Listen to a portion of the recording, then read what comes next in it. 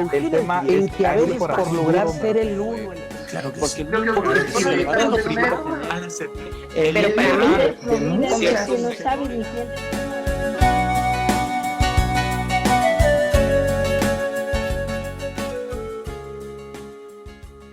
Muy buenas noches, muchas gracias. Gracias, Pablo, por la oportunidad.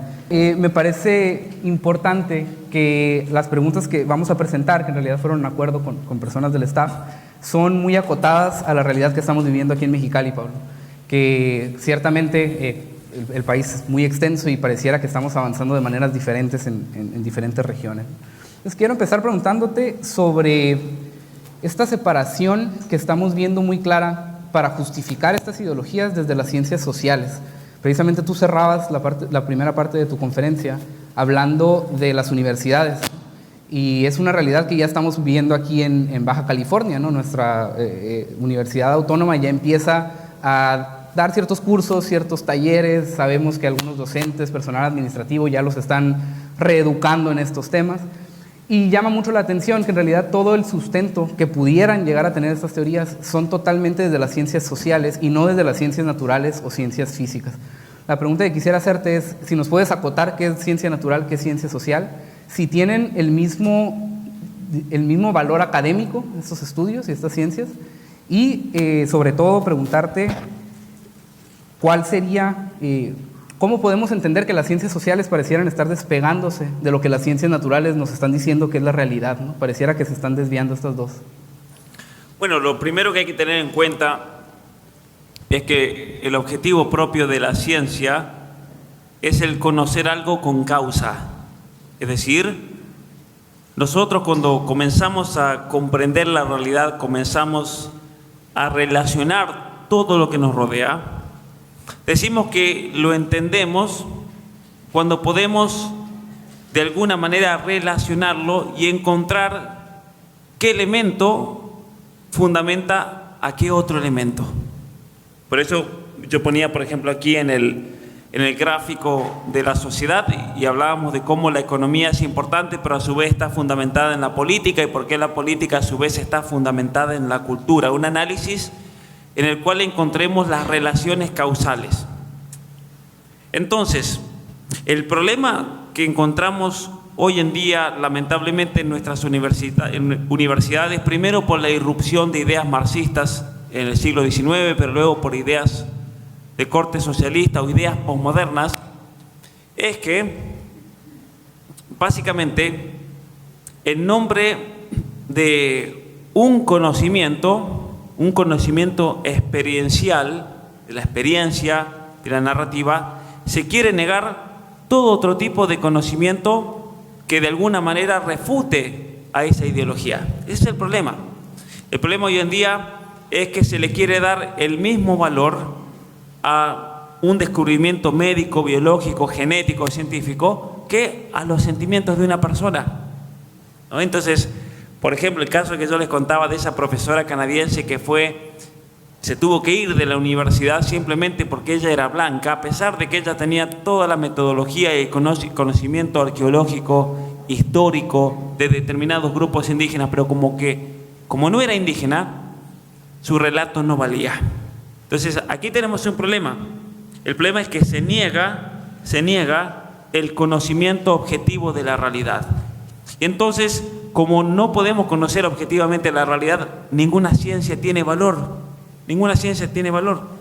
Entonces no es ya que nos encontramos ante ciencias que son objetivas, que tratan de fundamentarse en la realidad concreta, frente a ciencias que tal vez por ponerle un número adelante pretenden ser ciencias verdaderas, sino que aquí nos encontramos ante ideologías que de científicas no tienen nada, pero se llaman a sí mismas ciencias sociales, por ejemplo. Y ese es el problema que estamos viendo.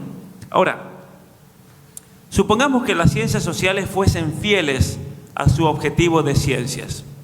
También tenemos un problema ahí. ¿Por qué es el problema?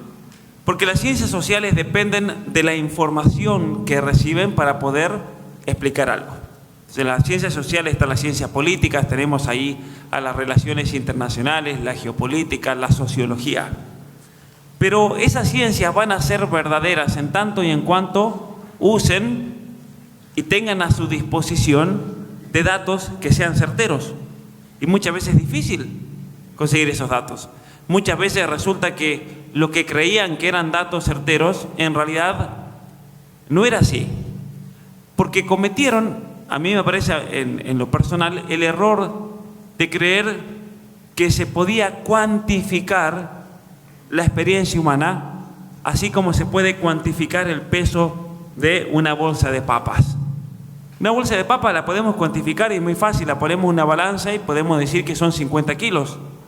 O si tenemos que contar el número de manzanas que viene en una bolsa, las contamos y las cuantificamos.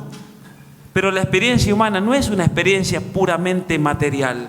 Y como no es puramente material, es imposible cuantificar la libertad humana. Es imposible cuantificar el nivel de tristeza de una persona. Es imposible cuantificar la inteligencia y la capacidad intelectual de una persona. No podemos hacerlo. Podemos medir con un cierto grado, pero nunca de certeza total. Y entonces, ese es el problema central de las ciencias sociales, que no son ciencias propiamente dichas, o son ciencias imperfectas, ¿no? Porque yo aquí puedo sacar una encuesta, por ejemplo. Hago una encuesta y digo que el 50% de las personas que están aquí les gusta el helado de dulce de leche y el otro 50% les gusta más el de durazno. Entonces, hago esa encuesta y después digo en Mexicali al 50% de la población le gusta un helado y al 50% el otro. Ahora, ¿es válido eso? ¿Por qué no? Porque yo no le pregunté a toda la gente de Mexicali. Y entonces cuando hacen encuestas y dicen, por ejemplo, el 3% de la población de Estados Unidos piensa tal cosa, el 20% piensa tal otra. Pero cuando empezamos a fijarnos, llamaron por teléfono a 2.000 personas de 100.000 y fueron las que les respondieron. Y esas personas, cuando uno les preguntaba en una encuesta, respondieron simplemente lo que se les ocurrió, ni lo pensaron, muchas veces respondieron cualquier cosa para sacárselo de encima y listo, ¿no? Entonces, ¿qué certeza podemos sacar de eso? ¿Qué certeza? Ninguna. Y es por eso que las encuestadoras se equivocan siempre. En el 2016, ¿quién iba a ganar las elecciones en Estados Unidos? ¿Quién iba a ganar? Y lo iba a destrozar a Trump. ¿Y qué pasó? Pasó lo opuesto. En el 2020 dijeron lo mismo, que Biden iba a ganar y destrozarlo, y Trump no le iba a votar ni el gato. ¿Y qué pasó? Terminó bastante peleada la cosa, hasta el punto de que no se sabe quién ganó en realidad, ¿no? ¿Sí? Incluso si ganó Biden, no es que le ganó por mucho, apenitas que le ganó. ¿Se entiende? Entonces, ese es el problema con las ciencias sociales hoy en día, que hay que tener mucho cuidado, porque no tienen la certeza que pueden ofrecer, la certeza que nos dan otras ciencias. Y entonces, a partir de las ciencias sociales, hay que tener cuidado de nunca pontificar sobre algo, hacerlo dogmático. Pero ese es un tema. El otro tema es que en realidad, hoy en día, cuando se dice ciencias sociales, en realidad no es ni siquiera ciencias sociales lo que se hace.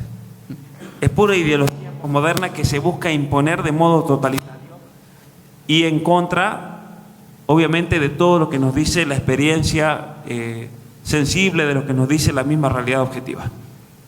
Excelente, gracias Pablo. Y de hecho me recuerdas que esto lo detallas precisamente en el libro de las mentiras que te cuentan, ¿no? Y hago el comercial que está de venta allá, si alguien no lo tiene se invita a que lo consigan, porque precisamente ahorita nos lo cuentas y tiene todo el sentido, pero el hecho de tenerlo en escrito, lo digo de manera personal y sé que hay algunos compañeros igual, se vuelve un documento de referencia, ¿no? Un libro de referencia. Esto lo leí, lo escuché en la conferencia y poder ir y realmente hay un capítulo prácticamente donde hablas de la poca precisión de estos estudios, ¿no? Es muy, muy útil. Voy a cambiar un poco el tema quizás, otra vez acotándolo a lo que está sucediendo en la ciudad, ¿no? En 2015 se dio aquí en Mexicali el primer matrimonio entre personas del mismo sexo, ¿no? A través de amparos lograron este matrimonio, un caso muy mediático. Esta misma pareja este año logró recibir en adopción a un niño de 4 años. Otra vez muy mediático, no sabría decir si fue accidental de que los medios estaban ahí o si ellos intencionalmente estaban queriendo utilizar esto para impulsar la agenda. Quisiera en este tema preguntarte, ¿qué hay de cierto en esta lógica que nos propone el progresismo de que tenemos dos opciones, o tenemos niños en la calle o se los damos en adopción a parejas del mismo sexo o a familias diversas. Nos ponen constantemente en esta disyuntiva, de alguna manera haciéndonos sentir mal, porque si nos preguntan, oye, ¿prefieres que esté en la calle o prefieres que esté con unas personas que lo aman? Se vuelve difícil contestarlo. ¿Qué nos puedes decir sobre eso? Lo que le quiero decir es que no hay que contestar esas preguntas, porque de hecho eso es una conocida falacia lógica. ¿Qué es una falacia? Una falacia es una argumentación que busca confundir y busca lograr que la persona responda a lo que uno quiere, nada más. Entonces es una técnica de manipulación. Y es una técnica de manipulación que ha existido desde siempre. Y en este caso particular se llama la falacia de la falsa disyuntiva. Es decir, se presentan como posibles solamente dos escenarios, o el uno o el otro, cuando en realidad tenemos una cantidad gigantesca de posibilidades para elegir, más que esas dos. Entonces, esa es la falsa disyuntiva. Y entonces se ponen y se usa para manipular psicológicamente a la persona dos casos como los únicos posibles y que por otra parte son hipotéticos. Son hipotéticos. Son hipotéticos y son extremos, ¿no?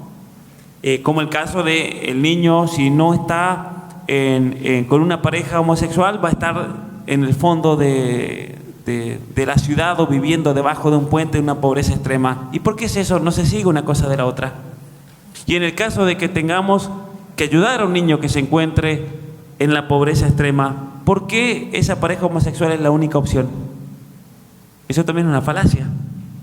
Entonces esos planteos simplemente se responden demostrando cómo es un falso planteo, nada más. No exige de respuesta y no hay que responderle tampoco. Hay que demostrarle la falsa lógica en lo que quieren proponer. Perfecto. Y en el mismo libro de las mentiras que te cuentan, nos hablas de estudios que demuestran qué tipo de actitudes y comportamientos se ven en niños que son adoptados por familias diversas. ¿Nos puedes compartir sobre eso? Tenemos en países como Canadá, en algunos estados en los Estados Unidos, décadas allá de este experimento social con parejas del mismo sexo que adoptan a niños. Y realmente es lamentable, y ahí en el libro pueden ver toda una lista de estudios que se han hecho, donde nos encontramos ante un conjunto de problemas psicológicos, afectivos, sociales que se siguen de no crecer dentro de una familia estable. Alguno dirá, bueno, pero entonces, si no hay una familia estable, está lleno de familias que son inestables y que por lo tanto los niños salen con problemas, ¿no? Ese es un argumento. Y la psicología ha descubierto algo que el sentido común nos venía diciendo desde siempre, que la mejor manera por la cual un niño puede ser educado es con una familia estable, donde en esa familia el niño reciba amor, reciba cariño, donde pueda madurar afectivamente, donde pueda completarse y pueda crecer como persona humana. ¿Y por qué es eso? Porque no es lo mismo que, por ejemplo, una persona que se entrene para los Juegos Olímpicos para levantar pesas, que tenga todo el equipo y el gimnasio para hacerlo, y una persona que no lo tenga. Una persona que solamente se entrene levantando piedras no va a tener las mismas oportunidades.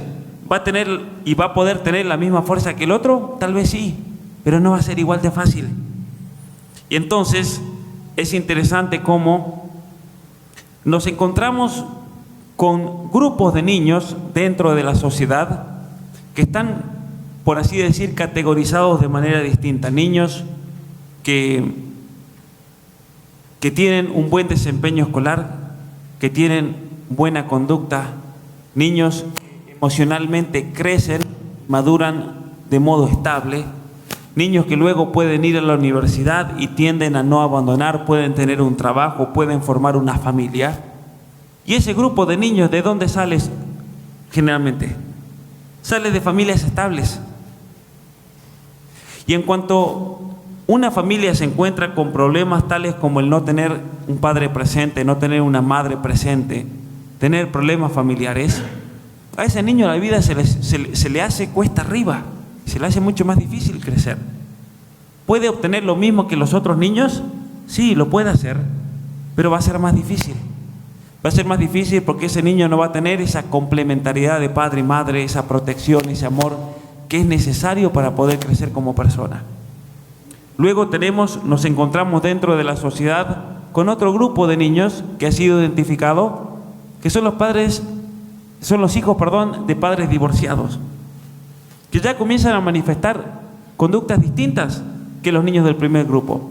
Tienen muchas veces problemas de sociabilización, tienen problemas de agresividad, problemas de conducta, problemas de perseverancia en lo que hacen, de inestabilidad. Y muchas veces en la universidad son aquellos que tienden a abandonar ante la primera dificultad. Tienen problemas a veces incluso en sus mismas relaciones. Ahora, ¿eso les pasa a todos esos niños? No, pero generalizado es lo que uno encuentra. Y por lo tanto, si ese niño, esa persona, quisiese crecer y madurar como persona, se va a encontrar con mucho más obstáculos y va a ser mucho más difícil que un niño del primer grupo. Y entonces, la sociología y los estudios de la familia, de la psicología familiar, distinguía entre esos tres grupos de niños históricamente. Niños que vivían con sus padres en relaciones estables, luego niños que no vivían en un seno familiar completo porque no estaba el papá, no estaba la mamá, luego venían los hijos de padres divorciados donde había habido mucho conflicto familiar. Pero sin embargo, cuando comienzan a legalizarse las uniones del mismo sexo y las adopciones en el mundo, y luego pasan décadas de eso y se comienzan a entrevistar a estas personas, resulta, y mira, préstame el libro que voy a mostrar algunas cosas, resulta que de repente nos encontramos con un nuevo grupo de niños que no existía antes. Niños que tenían muchos más problemas emocionales, más problemas de conducta, más problemas escolares, problemas relacionados en las relaciones personales, en relaciones de pareja, en no tener constancia en la universidad, en el trabajo, problemas de drogadicción, de alcoholismo, de depresión, mucho más alto que los niños que pertenecían a los otros grupos. Y esos niños eran aquellos que habían sido criados en parejas del mismo sexo. Y eso es el tema realmente que es central para entender aquí. Pero aparte, como verán en mi libro, yo comienzo demostrando cómo gran cantidad de estudios que se han hecho en el ámbito de la psicología, de la psiquiatría, de la sociología, se demostró que un niño crece y especialmente un niño puede madurar y desarrollarse afectivamente, desarrollarse como persona humana cuando tiene el padre y la madre presente. Entonces, si eso es esencial para el crecimiento de la persona, siempre, pero absolutamente siempre, cuando falta eso en una familia de una manera u otra, ese niño lo va a afectar. Ahora, no quiere decir esto que lo va a destruir y lo va a determinar, pero ese niño va a tener realmente que esforzarse mucho más que otro niño que tenga todas las condiciones familiares para crecer. Entonces, por ejemplo, lo vemos en bajas tasas de graduación, ¿sí? Los hijos ubicados en los otros tipos de arreglos de vida son similares entre sí en cuanto a los problemas, pero generalmente se ubican los niños en dos extremos. Primero, el extremo de los niños que son parte de familias conformadas y estables, donde hay fidelidad, y luego los niños de parejas lesbianas y homosexuales. Y dentro de las parejas lesbianas y homosexuales también hay diferencias. De hecho, se ha descubierto que los hijos de parejas de lesbianas todavía demuestran mucho más problemas psicológicos que otro tipo de relación. Entonces, hay estudios que yo cito aquí en mi libro, que tienen que ver incluso con el tema del abuso sexual. Eso es un hecho también que se oculta, ¿no? Se han hecho estudios de parejas homosexuales que han adoptado niños en las últimas décadas, y los niños que han sido adoptados por parejas del mismo sexo tienen índices de abuso sexual muchísimo más altos que un niño que crezca en cualquier otro grupo social. Entonces son datos que hay que tener en cuenta realmente para considerar en todo debate sobre este tema realmente. Así que solamente eso, bueno, quería comentar ahí. Pero el que quiera obviamente puede profundizar, porque lo que hice yo ahí en ese capítulo es, por un lado, poner toda la literatura científica que habla acerca de los beneficios de crecer con un padre y una madre. Luego, en segundo lugar, puse los estudios científicos que hablan de los daños que se siguen de crecer en parejas del mismo sexo. Y en tercer lugar, puse todos los estudios científicos que dicen que las parejas LGBT son las mejores del mundo. Y luego demostré cómo todos esos estudios que dicen que las parejas LGBT son las mejores del mundo, en realidad son una estafa gigantesca.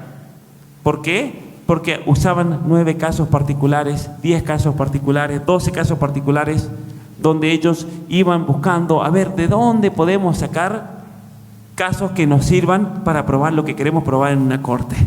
Entonces eso no tiene ningún valor, ¿no? Como anzuelos prácticamente, ¿no? Y es curioso, Pablo. De hecho, uno de los estudios fueron tomados los testimonios de mujeres y hombres, mujeres lesbianas y hombres homosexuales ante una corte cuando tenían que defender la tenencia del hijo y tenían que decir por qué ellos eran los mejores padres. Entonces no tiene ningún valor eso, no hacer un estudio de eso, porque obviamente cuando va a una corte y tiene que defenderse va a decir lo mejor de sí mismo, ¿no? Sí, de acuerdo.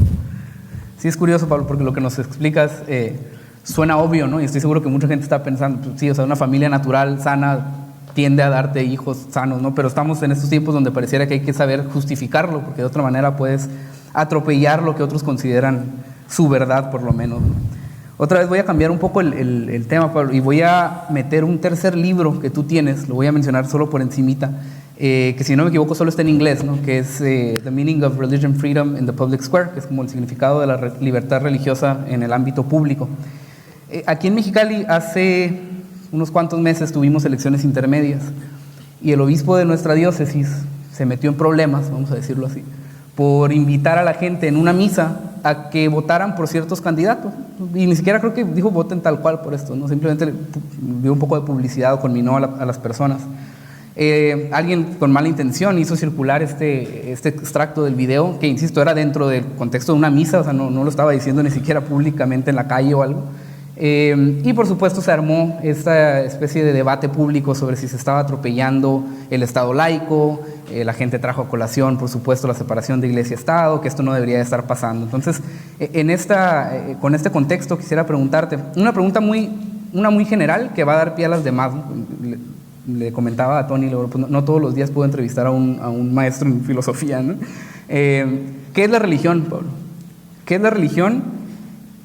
¿Cómo estas ideologías pueden atentar con nuestra libertad religiosa? Porque me atrevo a asumir que la gran mayoría de los que estamos aquí somos creyentes o profesamos una religión. Y cómo, como personas religiosas, estamos invitados a participar en este debate público, porque otra vez parece que estamos en tiempos donde se nos dice que esto es algo que debemos de vivir de manera privada, y lo que está pasando en el mundo es una cosa independiente y no deberíamos de mezclarlo.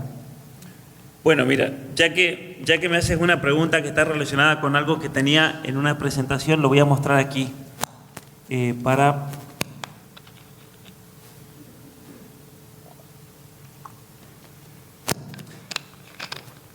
Voy a responder esta pregunta hablando de cultura. Pensé que lo tenía aquí.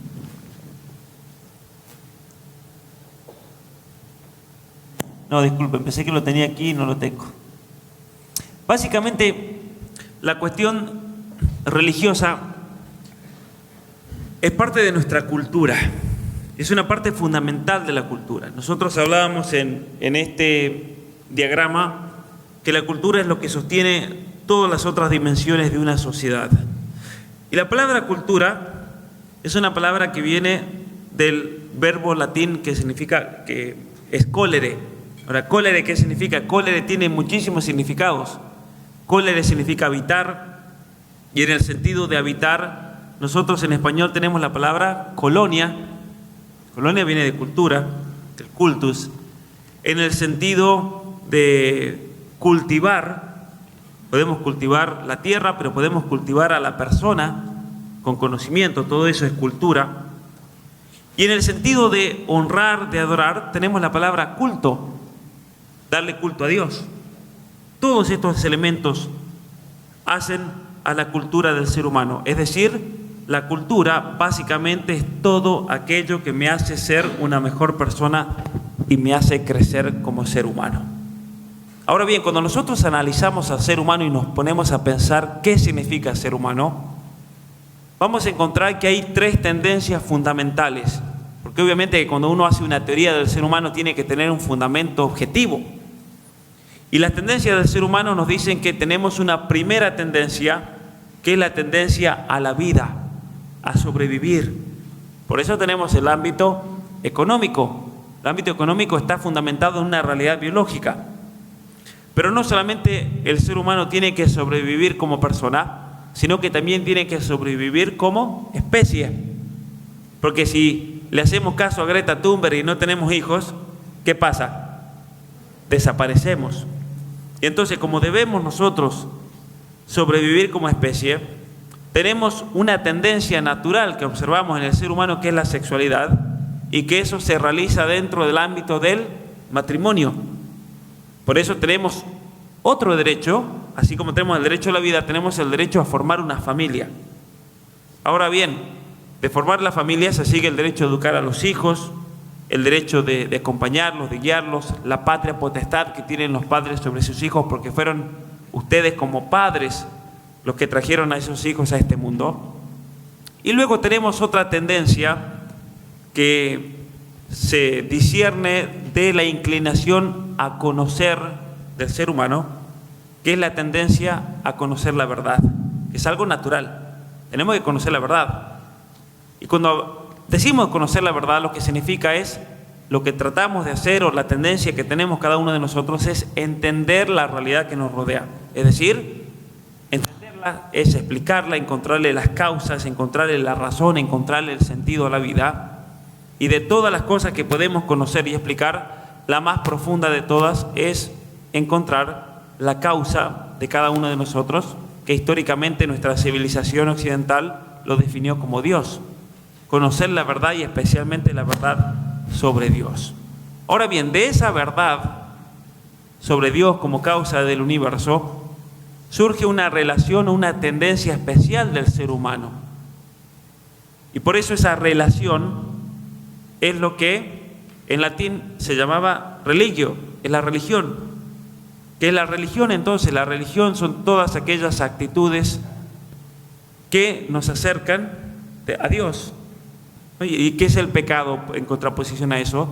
Todo aquello que nos aleja de Dios, porque de hecho pecado en griego, amartía, significa cuando un arquero tiraba la flecha y le erraba al centro, al objetivo.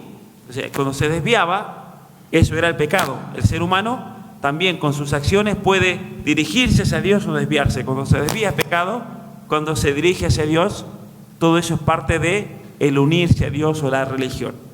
Entonces, nuestra civilización occidental tomó eso como un fundamento para, a partir de las inclinaciones naturales del ser humano y de su conducta, para formar una sociedad y una cultura.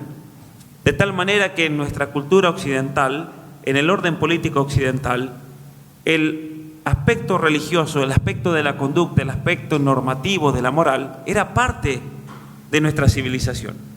Y por eso, a partir de ahí, aceptamos, por ejemplo, nuestra civilización todo el derecho romano, porque el derecho romano apuntaba específicamente a que se haga justicia.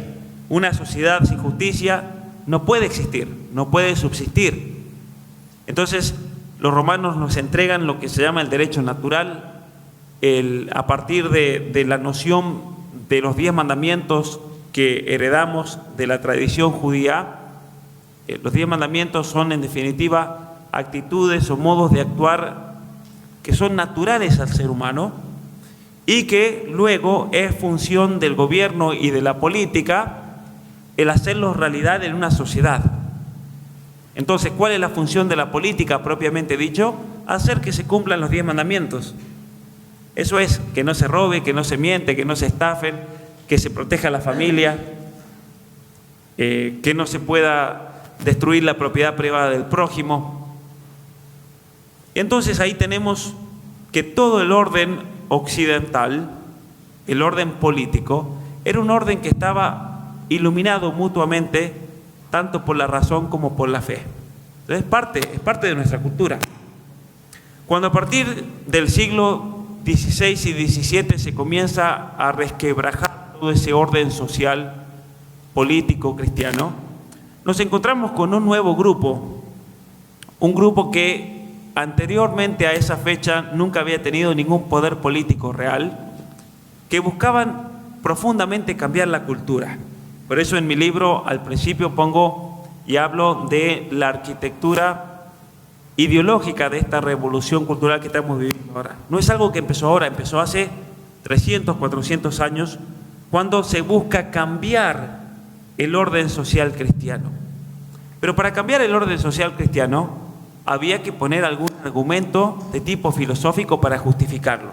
¿Y cuál es el argumento que se usó? El argumento que se usó fue el multiculturalismo. Es decir, si hay muchas religiones en la tierra, no podemos basar las decisiones políticas en una religión, porque si no, los otros se van a enojar.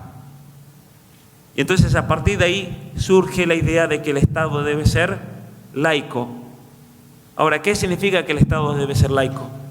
Ese es el gran problema, esa es la gran mentira, porque no existe el Estado laico, no existe el Estado meramente secular y neutro.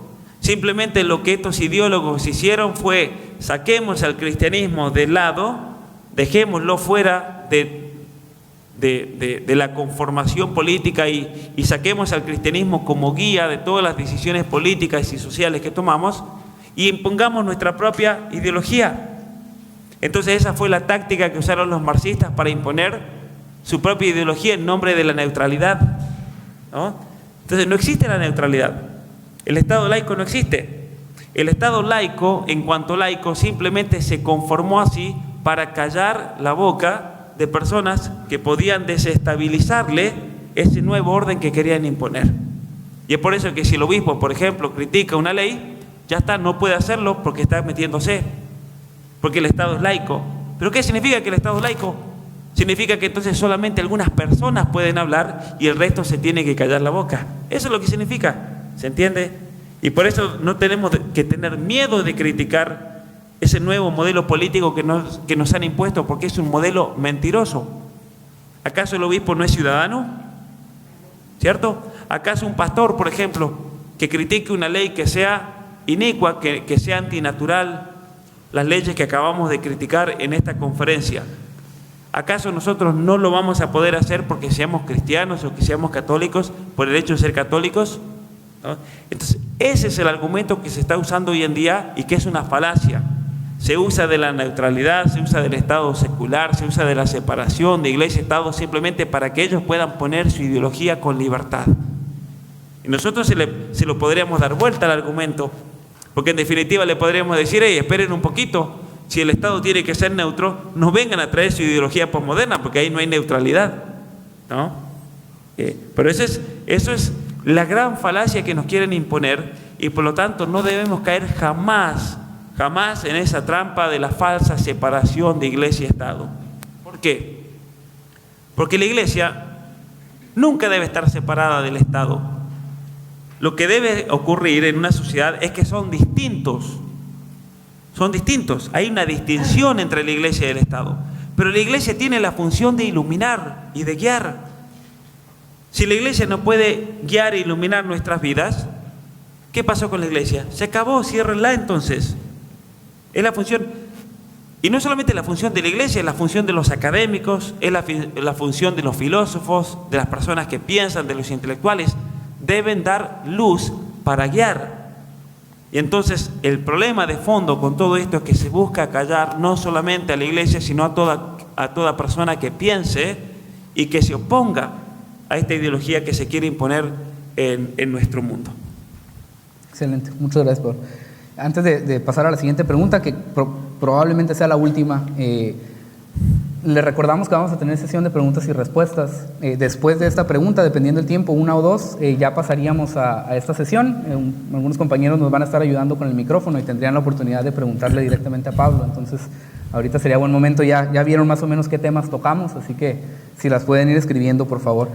Y en esta misma línea, Pablo, te escuchaba en una conferencia, como una conclusión de hecho que dabas, que era de alguna forma una paradoja, como a la iglesia durante mucho tiempo, y todavía ahorita se le sigue señalando con leyendas negras incluso, que caso Galileo y de todas estas cosas, de ser la que se opone a la ciencia, ¿no? De ser de alguna forma la que está trabando que la ciencia avance, y hoy nos encontramos con que precisamente es la iglesia la que está defendiendo las ciencias naturales, ¿no? Y la naturaleza que nos dice claramente que lo binario existe, ¿no? Y es la iglesia propia la que está defendiendo esto. La pregunta con la que quisiera prácticamente ir cerrando va en relación a esto. Te he escuchado en otras conferencias y en tu libro, sobre todo en el de Atrapado en el Cuerpo Equivocado, abordas extensamente diferencias entre el hombre y la mujer, ¿no? que nos hacen hombre y mujer, y más allá quizá de la cuestión genital o del vello facial, lo que podamos ver, ¿no? Hablas mucho de cuestiones hormonales, cerebrales. Me gustaría mucho que lo compartieras aquí. Pareciera lo más básico y pareciera que muchos aquí, supondría que la mayoría estamos convencidos que así es, pero insisto, tener estos argumentos nos sirve mucho para poder dar esa batalla cultural. Bueno, uno de los grandes errores que cometen todas estas ideologías posmodernas es afirmar que entre el hombre y la mujer hay una igualdad total, absoluta e innata. Y no solamente que hablan de una igualdad en todo aspecto, sino que incluso niegan el hecho de que haya diferencia, podemos así decir, incluso aunque parezca irracional, una diferencia sexual entre el hombre y la mujer, porque se niega la misma naturaleza humana, se niega el hecho de que seamos hombres, de que seamos mujeres. Y ahí está la gran contradicción, porque por un lado hablan de diversidad en todo aspecto, de distintas identidades de género, pero por otro lado somos totalmente iguales, lo cual es ilógico, ¿no? Pero dentro del feminismo, especialmente del feminismo radical, nos encontramos con toda una corriente que niega cualquier tipo de distinción entre el hombre y la mujer, y de hecho cuando encuentra alguna diferencia, y especialmente esa diferencia se da por el aspecto reproductivo de la mujer, que la mujer queda embarazada y el hombre no, que lo que en realidad buscan es masculinizar al hombre, porque buscan eliminar en la mujer esa capacidad de reproducirse, esa capacidad de llevar a un niño por 9 meses, y que por lo tanto es el embarazo para una feminista lo que produce desigualdad, porque el hombre no queda embarazado. Entonces toda la campaña del aborto que se realizó en los Estados Unidos allá por el año 1973 no era una campaña que apuntaba a negarle la personalidad humana al niño por nacer. El argumento era que el embarazo producía desigualdad y por lo tanto en nombre de la igualdad se le debía dar a la mujer el acceso al aborto, en nombre de la igualdad de género. Pero es interesante que si fuésemos totalmente iguales y que son las condiciones sociales las que nos diferencian por la imposición de estereotipos y de exigencias sociales, uno tendría que decir que el niño cuando nace, un bebé, sea hombre o sea mujer, tendrían que ser en cuanto a lo neurobiológico totalmente iguales. Y una de las cosas más interesantes que ha descubierto la neurobiología en los últimos años es que las diferencias cerebrales más profundas que hay entre el hombre y la mujer se llevan a cabo durante el embarazo, de tal manera que esas diferencias que son gigantescas entre el hombre y la mujer, pero son gigantescas pero son complementarias, se complementan totalmente, pero a su vez esas diferencias se van desarrollando dentro del vientre de la madre. Entonces no hay más diferencia entre el hombre y la mujer que aquellas que se encuentran en las primeras semanas del desarrollo del ser humano. Entonces eso es algo que tenemos que realmente defenderlo siempre, porque cuando se comienzan a imponer políticas basadas en una falsa igualdad, ¿a quién se termina perjudicando? A la mujer, curiosamente. Cuando comenzamos a hablar de la igualdad de género y empezamos a meter a transexuales a competir contra mujeres, ¿quién termina perdiendo? La mujer. ¿Y las feministas qué hacen? Lo festejan. ¿Se entiende? Entonces, ese es el problema y realmente lo ilógico de lo que estamos viviendo hoy en día. quien siempre termina siendo afectada con todas estas políticas son aquellas personas a las cuales supuestamente se las quiere favorecer. Entonces, miren, yo recuerdo en Canadá comenzó toda una campaña dentro de las universidades en las cuales se hacían análisis de cuántas personas y cuántas minorías y cuántos negros y cuántas mujeres habían dentro de ciertos programas. Y entonces habían descubierto que en la Facultad de Medicina de la Universidad de Toronto no había negros. No había negros. Entonces, ¿cuál fue la conclusión? La Facultad de Medicina de la Universidad de Toronto es racista. Ahora, ¿había algún impedimento en el proceso de admisiones? ¿Había algún impedimento en alguna de las reglas para que vaya un negro a estudiar? Ninguno, absolutamente nada. ¿Y la Universidad de Toronto qué tendría que haber hecho? Tendría que haber dicho, miren señor, aquí pueden venir de la raza que sean, porque las admisiones no dice qué color tiene que ser la persona. Ahí no dice que tiene que tener una foto, ni siquiera sabemos de qué raza es. Eso tendría que haber hecho una persona con sentido común. ¿Pero qué hizo la Universidad de Toronto? Para que no los acusen de racistas, cupo para negros. Vamos a poner un cupo para negros. ¿Y cuál es el cupo para negros? No tienen que pagar nada, porque claro, nos van a acusar de racistas. Entonces, ¿cómo le vamos a cobrar a un negro? Venga gratis, por favor. No tenían que tener examen de ingreso, porque claro, si le pongo un 7, ya soy racista. Entonces, no, negrito, venga, usted pase directo.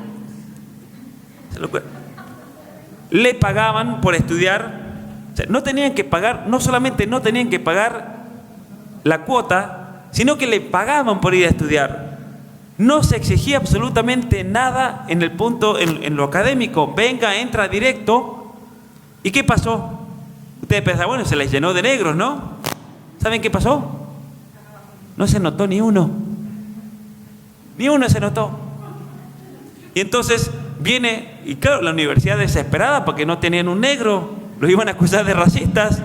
Y resulta que entre los que rindieron el examen, por ser blancos, heterosexuales, patriarcales, opresores, descubrieron que cuando admiten a los que pasaron, había una negra. Y le dijeron, no, negra, te confundiste, era por el otro lado. Y saben, fue muy interesante porque la entrevistaron en vivo y yo tuve la oportunidad de verla, que yo le doy gracias a Dios por haber visto eso, porque la entrevistan a esta muchacha negra y le preguntan, finalmente hay una negra aquí en la universidad y demás, pero ¿por qué no entraste por el otro lado? ¿Y saben qué dijo la negra a los medios de comunicación? ¿Pero ustedes qué creen quieren que después me odie toda la universidad por haber entrado simplemente por ser negra? No, yo quería entrar como todos los demás, porque yo me esforcé toda la vida, mi familia hizo sacrificios enormes para venirse a Canadá, yo me esforcé, estudié, trabajé, y por lo tanto yo quiero estar en la Facultad de Medicina porque me lo merezco, no porque soy negra, no porque soy negra. Y entonces le pregunta a la periodista, ¿pero no crees que hay un cierto racismo sistémico que previene que los negros vengan a la Universidad de Toronto? Y ella dijo, ¿saben qué? El problema por el cual no hay más negros estudiando en la universidad es porque no quieren estudiar medicina, les gusta hacer otras cosas y no tiene nada que ver con la universidad, ni con racismo sistémico, ni con nada. Y cuando empezó a hablar así la cortaron, obviamente, porque ya era demasiado. Se ve que estaba viendo mucho el canal de YouTube, la pobre. Pero esas son las locuras, ¿no? Las locuras que imponen con todos estos, y a quién terminan perjudicando. Yo ese día entendí que todos esos cupos terminan perjudicando a la persona que supuestamente benefician, como esa muchacha. Ella no quería entrar por la puerta de los negros porque después no quería que la odiaran el resto de la universidad, porque van a decir, ah, no, mira, la negra está ahí, pero porque es negra, ¿no? Así como el gobierno de Argentina sacó una ley que el 1% de los empleados públicos y privados deben ser transexuales. Entonces, ¿qué pasa ahora en Argentina? Sale un nuevo niño trans, están todas las compañías lo quieren emplear, porque si no le ponen multa porque no tienen un transexual. Esas son las locuras que están ocurriendo. Está pasando en los Estados Unidos. En los Estados Unidos están desesperados sale un mexicano de una preparatoria, véngase para acá, porque si no, no somos diversos, no somos inclusivos, ¿no? Ese es el problema realmente de todas estas ideologías. Excelente, Pablo. Muchísimas gracias. Vamos a pasar a la sesión de preguntas y respuestas. Antes de eso, continuando el comercial que dio el compañero Carlos Bonilla hace ratito, se les está invitando a este diplomado de doctrina social. Me comentaba que no les dio el número de teléfono para contacto. Si alguien está interesado en los cursos, por favor anótenlo. 686-119-2651. 686-119-2651. Y en Facebook son Fe y Compromiso Social. Y aunque a lo mejor no puedan tomar este curso, pues la invitación también a que sigan la página para estar atentos a lo que sigan. Muy bien, yo guardo mi última preguntita para ya como mensaje de cierre y empezamos con las preguntas y respuestas. Ahí hay una en la esquina. Te voy a poner.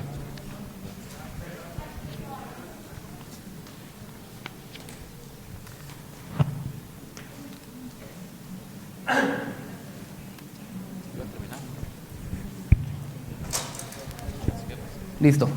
Empezamos con la primera pregunta, por favor. Buenas tardes. Buenas noches. Bueno, yo quiero decirles antes que nada, yo soy maestra jubilada, recién jubilada.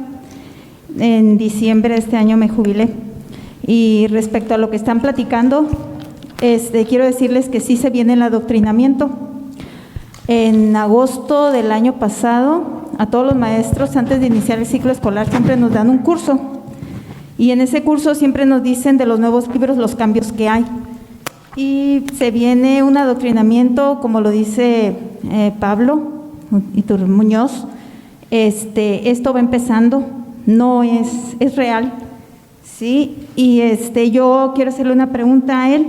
Si tenemos este panorama tan negro, ¿qué es lo que usted nos sugiere hacer? Por ejemplo, los maestros son una pieza clave en la enseñanza de ese adoctrinamiento. ¿Sí? ¿Qué va a pasar o qué deben de hacer, verdad, las personas, en este caso los maestros?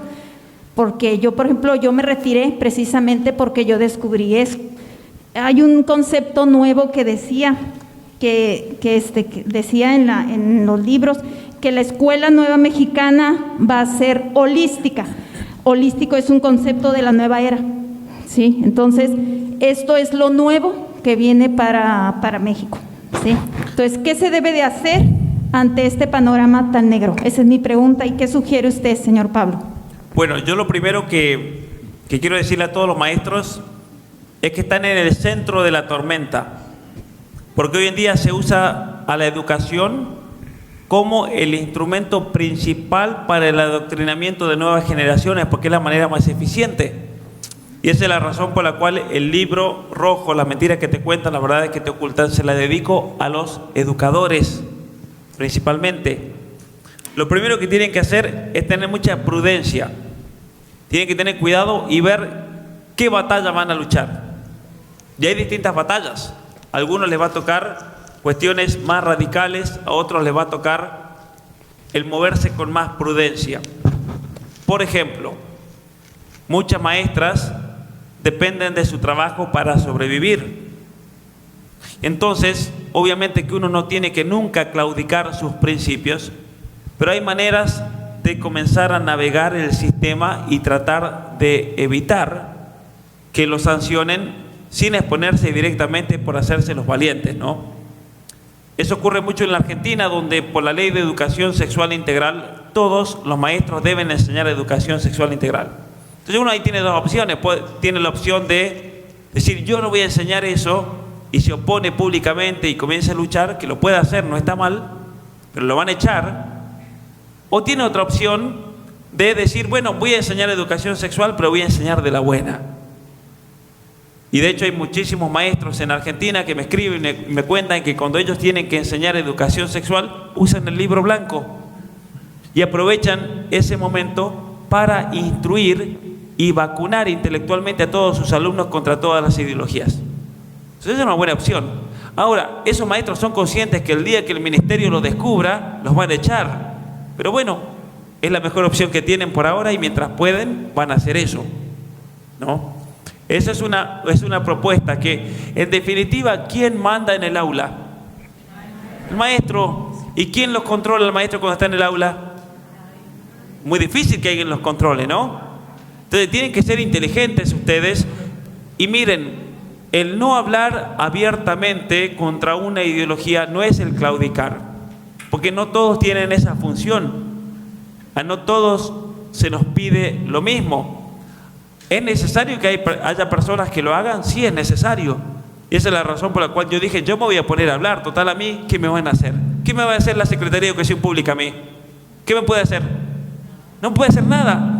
Entonces yo los puedo atacar a mansalva, de la manera que quiera, destruirlos, y a mí ¿qué me van a quitar el trabajo?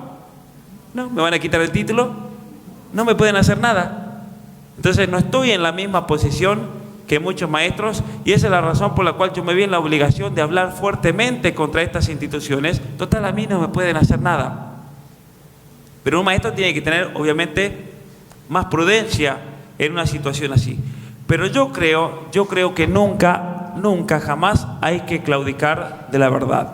Por ejemplo, en Aguascalientes, a un abogado, profesor de Derecho Electoral, llamado Alan Capetillo, de hecho voy a publicar la entrevista, una entrevista interesantísima de 25 minutos que le hice cuando estuvimos en Aguascalientes.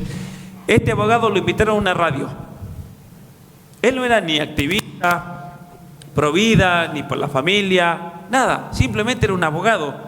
Lo invitaron a una entrevista porque se estaba debatiendo el término femicidio. Y este Alan Capetillo, como buen abogado, en conciencia, destruyó la noción de femicidio como una noción falsa que debe ser rechazada, y dijo toda una argumentación que es brillante, que lo pueden ver después en el video que voy a subir. ¿Y qué pasó? Los grupos feministas de todo México comenzaron a perseguirlo y a ponerle una presión en la Universidad de Aguascalientes para que lo eche. Entonces, ¿qué hizo la universidad? Le dijeron, señor Alan, tiene que renunciar o lo vamos a echar. ¿Y qué dijo él? Y también le pidieron que pida disculpas, que se desdiga. ¿Y qué hizo él? No puedo hacer eso. Y tampoco voy a renunciar, porque renunciar es concederles. Si me quieren echar, me echan. ¿Y la Universidad de Aguascalientes qué hizo? No lo echó, porque le tienen un miedo terrible, porque Alan Capetillo es un abogado que es pero tan brutal en lo que hace, en el sentido bueno, que los políticos le tienen terror, y todos los políticos se pelean para que él sea su abogado, porque si Alan no es tu abogado, agárrate cuando vienen las elecciones, porque te va a encontrar algo por lo cual te va a hacer caer tu elección. Así es Alan. Y de repente las feministas nos hicieron un favor gigantesco, porque Alan Capetillo, que era una persona que no vivía interesada en estos temas, ni había profundizado en los problemas del posmodernismo dentro de la ley, vivía simplemente haciendo lo que tenía que hacer y nada más. De repente lo metieron en el torbellino gigantesco de una controversia por la cual él terminó perdiendo su puesto. No lo echaron, pero directamente esperaron a que terminaran su contrato y no lo renovaron. Y Alan hoy día se convirtió en nuestro aliado aquí en México, especialmente en el estado de Aguascalientes. Pero a eso estamos llegando hoy en día. Y Alan me comentaba que en Aguascalientes hay maestros, hay educadores que han perdido su trabajo por cuestiones ideológicas.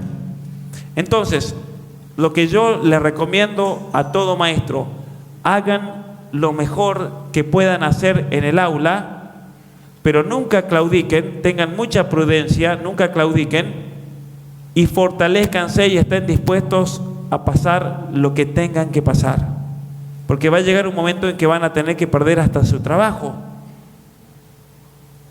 Y es posible. ¿Le va a pasar a todos?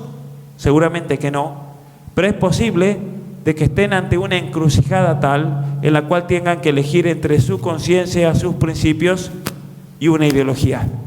Y eso va a ser una prueba profunda. Entonces prepárense para eso y especialmente junten coraje. Hay que tener mucha fuerza, porque hoy en día en las universidades, y esto sí es mi crítica para muchos profesores universitarios, en nuestras universidades se están imponiendo ideologías que no tienen sentido. Y ahí sí, un profesor de biología o un profesor de medicina tienen la obligación de salir al cruce en las universidades y de decir que eso es una locura. No se pueden quedar callados. Porque una cosa es la maestra de una escuela, y una maestra de una escuela tiene la función de enseñar, no tiene la función de investigar y descubrir nuevas cosas, pero un profesor universitario ya tiene responsabilidades que son diferentes y son mucho más importantes al momento de salir al choque a estas ideologías y especialmente contradecirlas, porque son mentiras. Pero muchos profesores universitarios tienen miedo de contradecirlas y no se dan cuenta que al no contradecir estas ideologías le van a terminar destruyendo su facultad. Porque de hecho en Canadá ya hay movimientos feministas que quieren sacar la biología de los planes de estudio. Entonces todos los profesores de biología que se quedaron calladitos para no perder el puesto, lo van a perder igual. Entonces mejor, si lo van a perder, pérdalo con gloria, ¿no? Excelente, gracias. ¿Alguien más? Creo que acá. Ahí arriba, nomás, no, ¿Ya? ¿a qué se dedica? Ok. Buenas tardes. Mi nombre es Rosario Millán. Antes que nada, pues muchas gracias, Pablo, por el tiempo que nos prestas para compartirnos un poco de lo que sabes y pues ayudarnos en esta batalla cultural. Te comparto que, aunque ahorita esté en pausa, estoy estudiando psicología como segunda licenciatura. Y mis preguntas, porque en realidad tengo 3, van en ese sentido, ¿no? Me llamó mucho la atención lo que nos dijiste, que en realidad las ciencias sociales no son ciencias como tal. Y mi primera pregunta sería, bajo esta premisa, ¿cómo sí pudiéramos referirnos a estas ciencias sociales, ¿no? Porque, insisto, hablando desde la psicología suele entrar como una ciencia social. Entonces, ¿cómo podría entrar? Esa es mi primera pregunta. La segunda pregunta sería si dentro de la psicología existen corrientes que pudieran ser compatibles con los valores de la vida y la familia, y de haberlos, ¿cuáles son? Si nos pudieras dar como ejemplos. Y mi tercera pregunta, hasta las anoté. Me queda la duda, ¿la psicología seguirá siendo la manera o seguirá teniendo cabida en este afán de ayudar a la persona a ser mejor? Sé que es muchas cosas. Sí, muy bien.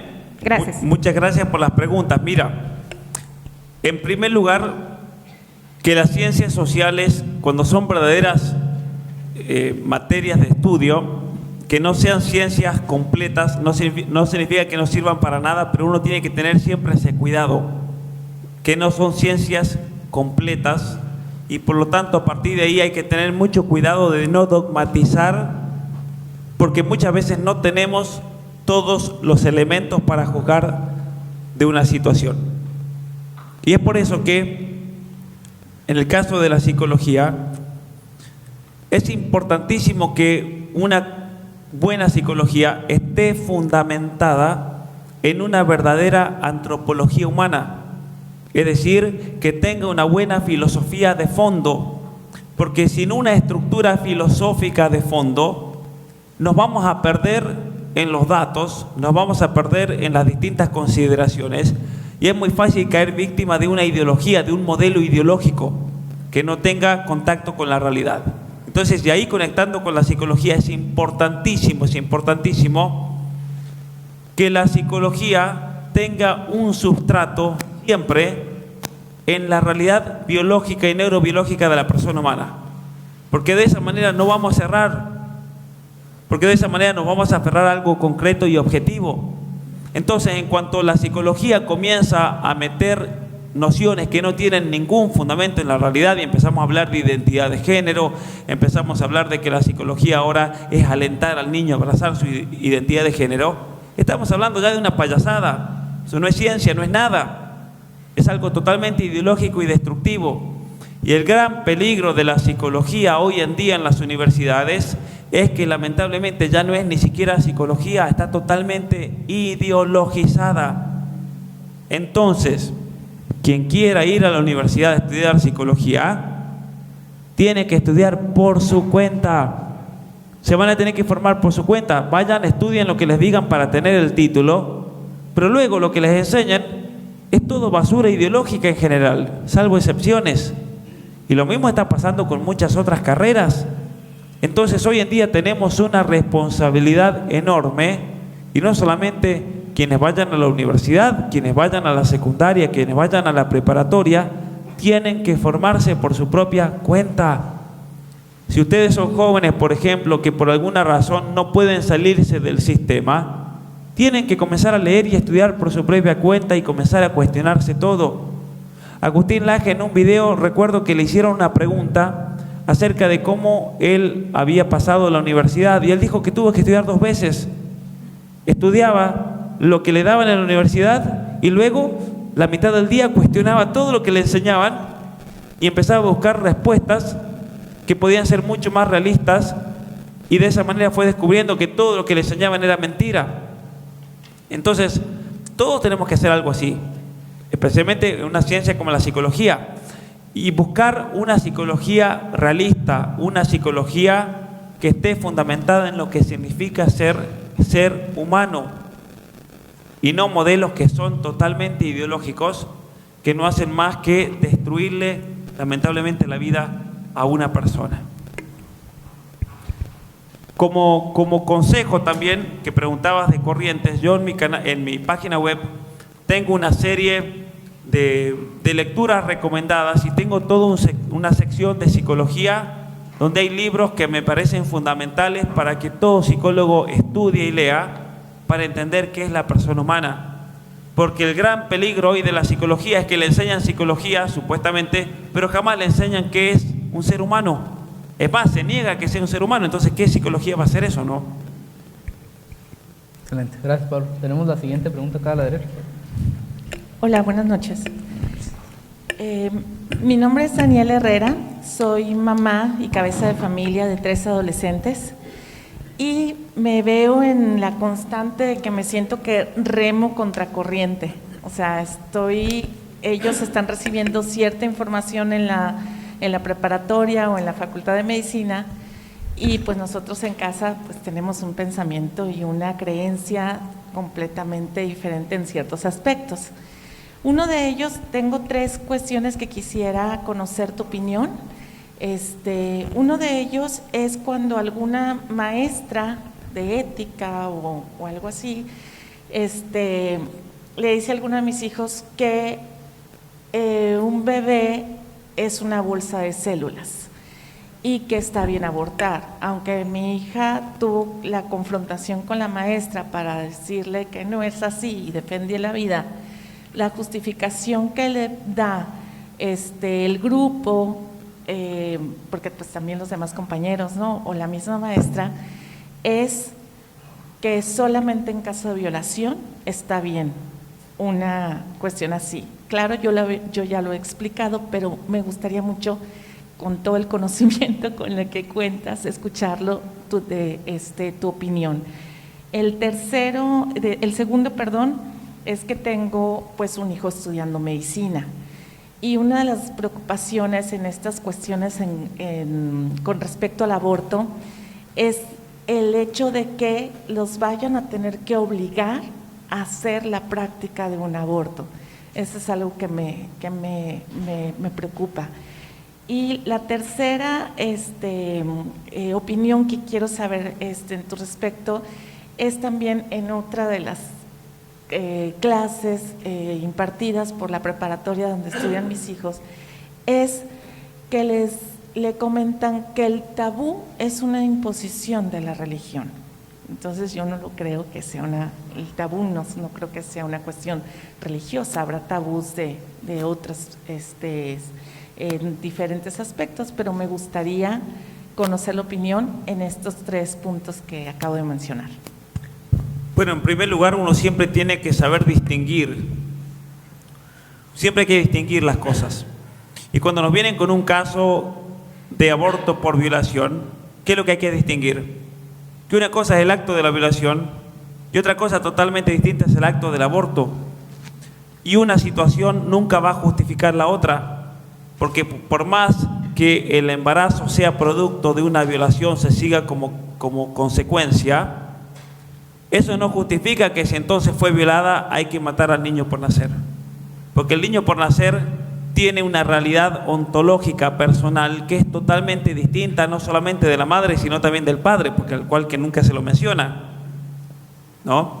Entonces eso hay que tenerlo bien en claro, porque muchas veces se dice que si una mujer fue violada, el hecho de tener al niño le va a recordar ese hecho. Eso es una mentira, porque la mujer tiene una capacidad gigantesca para integrar incluso las situaciones más traumáticas de la vida y hacerlas parte de la vida y crecer como persona humana. Pero cuando una mujer, por el contrario, decide abortar a un niño, en vez de borrar ese hecho, lo que hace es perpetuarlo y elimina la oportunidad que tiene de salir adelante de un trauma como una violación. Y entonces lo que se le hace a la mujer es agregarle un segundo trauma. Entonces, en vez de tener ahora un trauma que lo puede superar por medio de un niño, ahora lo que tiene es un trauma al cual le suma otro trauma y que por lo tanto le va a ser muchísimo más difícil salir adelante. Y esa es la realidad, ¿no? Esa es la realidad de mujeres que de hecho han hecho eso y se arrepienten y saben y se dan cuenta que fue una decisión terrible, la segunda decisión que tomaron, y que nunca se justificó por el hecho de haber sufrido lo que sufrieron. Con respecto a la medicina, se está pervirtiendo la medicina también. En Argentina es obligatorio hoy en día en las facultades de medicina aprender a hacer abortos. Pero sin embargo existe algo que es la objeción de conciencia y lo tenemos que defender a muerte. La objeción de conciencia que está legalizada y está especialmente la norma en la misma Carta de Derechos Humanos, ¿sí?, de la cual México firmó cuando se declaró la Carta Universal de Derechos Humanos en el año 1948, y por lo tanto la objeción de conciencia es un derecho humano, es un derecho natural que lo vamos a tener que defender a muerte, porque no pueden obligar a una persona a cometer un crimen, a cometer algo que va contra su propia conciencia. Y con respecto a lo tercero, en relación, me decía, ¿cuál era la pregunta tercera? Sí, ya me acuerdo. Las nociones relacionadas a los valores y las conductas morales y las costumbres no son una imposición de la religión. Matar no está mal porque lo dice el Papa Francisco, o mentir no está mal porque aparece en la Biblia en tal lugar. Sí, aparece ahí, pero sin embargo todas las culturas de todas las naciones del planeta Tierra en todas las épocas históricas estuvieron de acuerdo que hay ciertas normas morales que nos ayudan a vivir como sociedad, y cuando esas normas no se respetan, esa sociedad se destruye, no puede avanzar. Y eso es lo interesante de ramas, por ejemplo, como la biología evolucionaria y la psicología evolucionaria hoy en día, que lo que está haciendo sin quererlo es demostrar cómo los 10 mandamientos tienen un fundamento en la estructura neurobiológica del ser humano.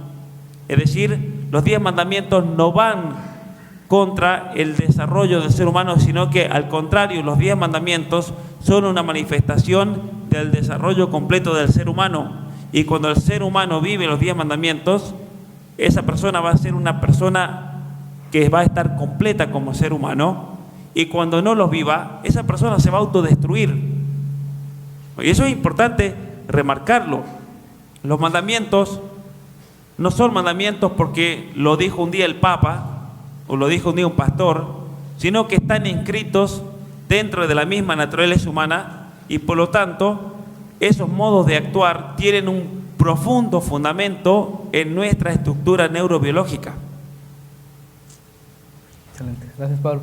Creo que nos queda tiempo para una pregunta más. Tenemos aquí a la mitad una persona lista ya. ¿Sí me escuchas? Bien, qué bueno. Bueno, pues Pablo, muchas gracias, qué hermosa conferencia. Yo creo que todos de una u otra manera estamos muy preocupados, y además nos has marcado algo importante. Tenemos que ser parte de la defensa en donde nos corresponda estar. bueno, yo tengo mucho de practicar el cristianismo como tal. Soy un pastor de 25 años en la iglesia y estoy muy interesado también, estoy aquí porque tengo muchos amigos católicos. Pero el tema es que estamos todos agrupados y para mí, que esto que está sucediendo ha sido mucho culpa de nosotros, mucho culpa de nosotros. Si vamos a las estadísticas, podemos ver que de una generación a otra se triplicaron los divorcios. Hay muchos hijos abandonados, hay muchos hijos fuera del matrimonio, ha habido un relajamiento moral increíble y lo cual ha traído como consecuencia que pues obviamente toda esta generación que le llaman GAP ha buscado y ha sido llevada bajo toda esta tendencia que vino desde el socialismo marxista. Y mucho es porque hemos perdido mucho el concepto del valor cristiano de las cosas. Los roles que se nos dio, porque dice desde el Génesis capítulo 1 dice, hombre y mujer nos formó. Entonces lo primero que van a hacer es atacar la religión, van a decir, oye, mentira, Dios no existe, ¿no? Porque pues, si define él, pues es el primero que está atacando las normas de género. También es cierto que en el libro de los Efesios, en el capítulo 5, marca roles clarísimos. Dice, mujer tiene que estar sujeta al marido como el marido está sujeto a Cristo y como Cristo sujeta a la iglesia. Y dice, de tal amor, debes amar a tu mujer como Cristo amó a la iglesia y por obvias razones murió por ella para que tuviéramos esto. Y todos estamos de acuerdo en esto, porque esto es palabra de Dios. Entonces, ¿qué está pasando?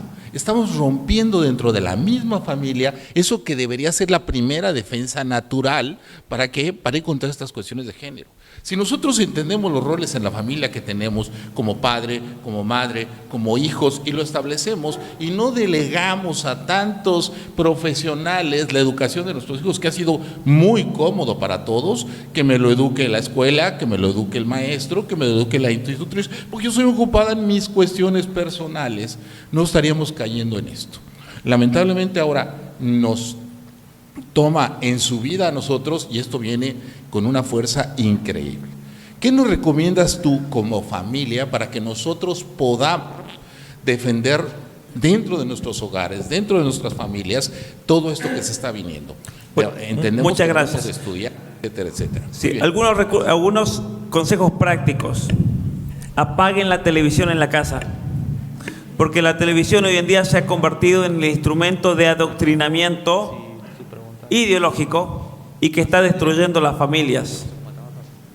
Hay que sacar la televisión de la casa porque no nos permite tener relaciones personales y crecer como familia.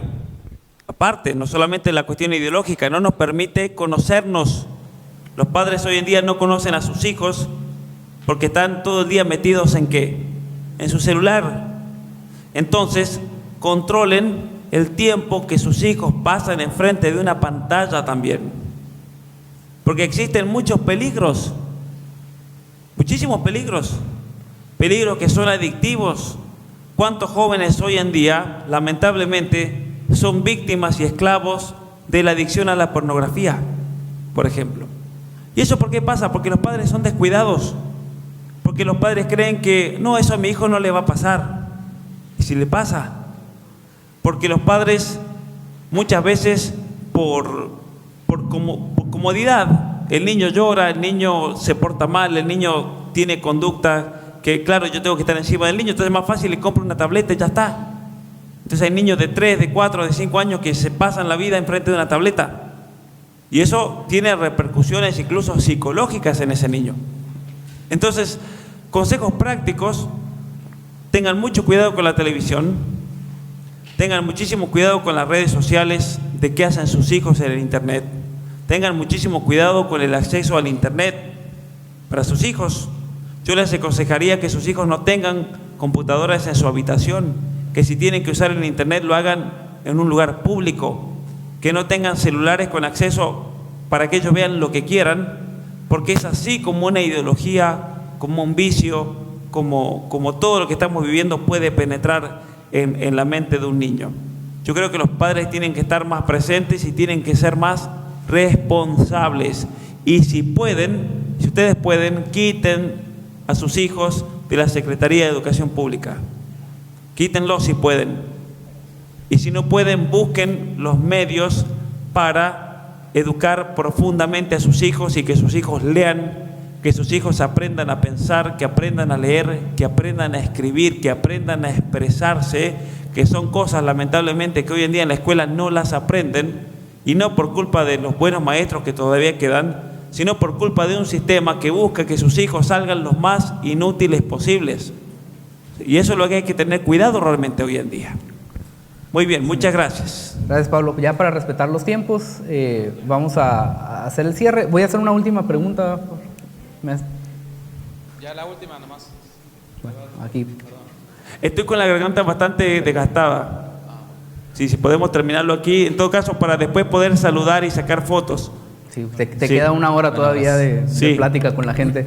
Sí, voy a darte pauta para el mensaje final, Pablo, y me bajaré del estrado para que lo puedas comentar. Nada más quería mencionarlo. Escuchamos, por ejemplo, en Texas la ley del primer latido, ¿no? Que es una de las leyes pro vida más fuerte que afortunadamente se está viendo ya implementada, en donde no pueden ejercerse abortos después de las 6 semanas, perdón. Escuchamos en Hungría cómo se está metiendo en muchísimos problemas políticos porque sacaron esta ley anti-LGBT que básicamente dice que no pueden promover la homosexualidad en niños o en personas menores de 18 años. Estas leyes te las comento porque nos dan esperanza, o sea, lo vemos y de repente decimos, sí se puede ganar esta batalla, ¿no? Hay lugares donde nos dan luz. Quisiera, si es posible, que este último mensaje que nos dieras fuera en esa dirección. Ciertamente hemos hablado de muchos problemas y pudiéramos salir aquí como apesumbrados, un poco preocupados, ¿no? Ojalá estas últimas palabras nos pudieran servir para salir más bien animados a dar esa batalla cultural. Y por mi parte te agradezco mucho el espacio. Te dejo. Bueno, muchas gracias. En ese esquema que mostramos acerca de las 3 dimensiones sociales, para que hayan verdaderos cambios políticos en una sociedad se necesitan cambios culturales. Y sin un cambio cultural es imposible encontrar leyes que le den una expresión política a lo que muchas veces sentimos. Porque nosotros quisiésemos todos tener leyes que protejan a la familia, que protejan a la vida, que protejan a los valores. Todos quisiésemos tener una educación de primera calidad. Y todo eso no se está dando porque hay un problema cultural profundo, muy profundo. Entonces, a lo que yo voy a animarlos ahora es que todos ustedes, al salir de esta conferencia, busquen de qué manera se pueden involucrar en esta batalla cultural desde su lugar. Porque cada uno de ustedes tiene una responsabilidad, seguro. Todos ustedes o son padres o son madres, tienen un trabajo, tienen un oficio y por lo tanto tienen algún grado de influencia sobre alguna otra persona. Entonces las 200, 300 personas presentes pueden tener un alcance que llegue a miles de personas, porque tenemos parientes, tenemos amigos, tenemos conocidos. Y entonces, por favor, ustedes busquen la manera también, no solamente de involucrarse y comenzar a vivirlos personalmente, que también busquen la manera de involucrar a otras personas y despertarlas porque realmente estamos ante una crisis muy grave y si no hacemos algo, esto solamente se va a poner peor. Y el caso de Hungría es muy interesante porque en Hungría se dieron cuenta que si debía haber un cambio contra toda la embestida que venía de la Unión Europea, primero tenía que haber una transformación cultural. Y de hecho lo que están haciendo los húngaros ahora, ¿cuáles son las grandes decisiones que han tomado los húngaros en los últimos tiempos? Comenzar a educar profundamente a los niños y a los jóvenes con una manera que refleje la cultura occidental, que refleje nuestros conocimientos, que los jóvenes aprendan a pensar. El gobierno húngaro hizo toda una campaña para que los jóvenes aprendan a pensar y de repente, ¿qué se siguió de todo eso? Se siguió un rechazo en masa de la población de todas estas ideologías. Porque para imponer una ideología se requiere que la persona sea totalmente manipulable. Y cuando una persona no piensa, cuando una persona no discierne, lamentablemente terminamos teniendo las leyes que nos encontramos hoy en día. ¿Por qué los jóvenes hacen esas preguntas acerca del aborto por violación o preguntas acerca del feto como una bolsa de células o si el niño no lo adopta una pareja homosexual va a terminar viviendo abajo de un puente? ¿Por qué los jóvenes caen fácilmente en esas falacias? Porque no saben pensar. Y cuando alguien no sabe pensar es muy fácil manipularle el pensamiento.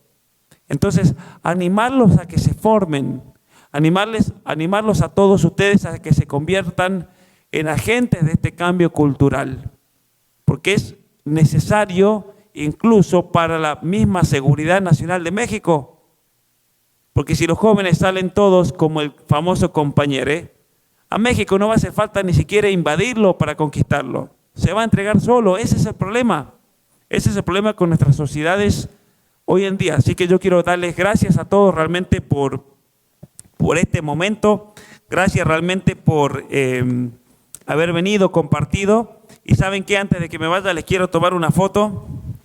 Así que saludando ahí. Muchas gracias.